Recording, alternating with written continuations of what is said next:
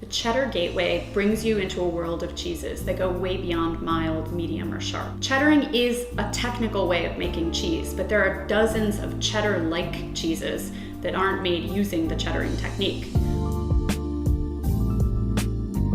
What these cheeses all share in common is that they're firm, aged, primarily cow's milk cheeses. They all have this chunky break-apart texture. It's part of the reason why cheddars are such bad melting cheeses. They're gonna break up into these little chunks instead of giving you a nice, smooth, even texture. Anyway, let's talk about what the flavors and aromas can be.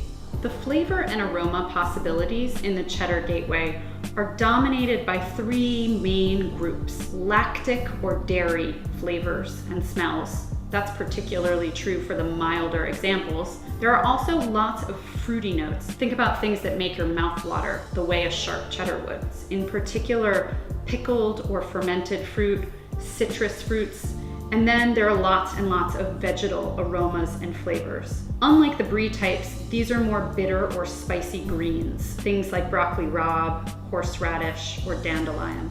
Then, sprinkled throughout the rest of the Cheddar Gateway, you can expect to encounter some animal notes and some sweeter, more caramely flavors. Flavor profile has to do with two main things: age and how the cheese is made. There are block cheddars and cloth-bound cheddars. Block cheddar is one that's made in a big block, aged in plastic. It tends to be wetter, moister, more crumbly, and it can be sold very, very young. Young to the point of being practically tasteless. That doesn't mean, however, that block automatically equals inferior cheese. There are a lot of amazing block cheddars that are aged for 1 or 2 or sometimes even 10 years. So you can look for cheeses like Beecher's Flagship, or Hook's Aged Cheddar, or Prairie Breeze. Because they've been aged for a longer period of time, their flavor profile is much more complex. The other thing to know is that there are cheeses that are made in big cloth-bound wheels, traditionally in English style. Those tend to be more intensely flavored. They have more of the earthiness, celery root,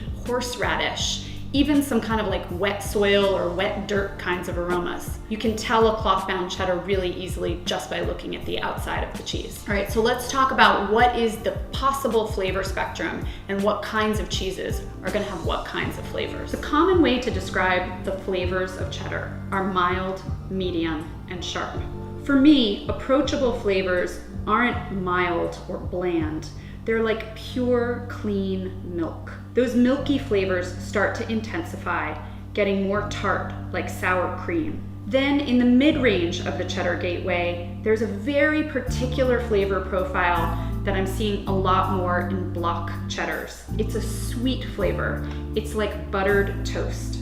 Then on the more extreme end of the flavor spectrum, you'll start to find cloth-bound cheddars that have much earthier notes like soil and spicy notes like horseradish. So, to recap cheeses in the Cheddar Gateway, don't think about whether a cheese is a block or a round. Think about how much age it has. The more aged the cheese, the more likely it is to be complex and flavorful. Know that cloth-bound cheddars tend to be more expensive, they're a lot more labor-intensive, and they're probably gonna have flavors that are more on the earthier end of the flavor spectrum. So if you don't like those vegetal flavors and aromas, you're probably not going to be as into cloth-bound cheddars. And then finally, know that if you like cheddar, there are other cheeses that you need to check out. Cheeses like Gloucestershire or Lancashire, for example. Caerphilly is another one. And know that there are cheeses actually that are made in France that are the original cheddars. These are cheeses that were made before the English were making cheddar.